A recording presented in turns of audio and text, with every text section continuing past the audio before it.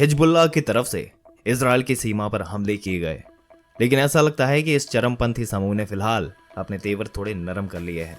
Hezbollah chief Hassan Nasrallah ने बीते शुक्रवार को एक भाषण दिया।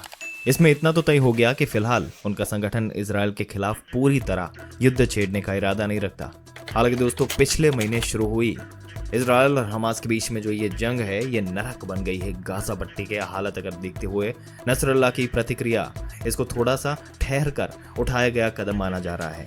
लेकिन अपनी स्पीच में उन्होंने जो नहीं कहा उसकी भी कम अहमियत नहीं है, और वो ये है कि उन्होंने फिलहाल इजराइल के खिलाफ पूरी जंग छेड़ने का ऐलान नहीं किया। दोस्तों, नसरल्लाह यहाँ पर जानते हैं कि उनके देश के अंदर अब अपने पड़ोसी जो है इनसे लड़ने की बहुत कम इच्छा होती है। इजराइल से इन्होंने पिछली लड़ाई जो है वो 2005 में लड़ी थी, और इस समय लेबनान के हालात भी बदल गए।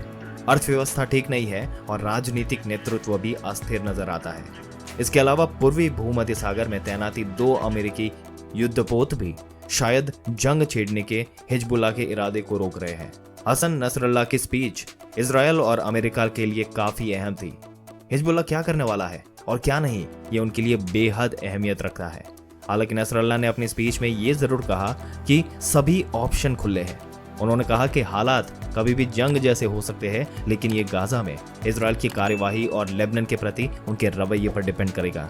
इसके साथ ही नसरल्लाह ने यह भी कहा कि 7 अक्टूबर को हमास का हमला 100% फिलिस्तीनी ऑपरेशन था और ये पूरी तरह गुप्त था, और इसके बारे में हमास के सहयोगियों को भी नहीं बताया गया था। उन्होंने दावा किया कि उन्हें इस बारे में कुछ भी नहीं पता था, यहाँ तक कि इस बारे में ईरान को भी कुछ नहीं पता था। दोस्तों, आपके क्या विचार है इस मुद्दे के बारे में? अपने विचार हमें कमेंट करके जरूर से बताइएगा, और ऐसी ही जानकारी पाते रहने के लिए हमारी चैनल को सब्सक्राइब करके बेल आइकन जरूर से दबा दें।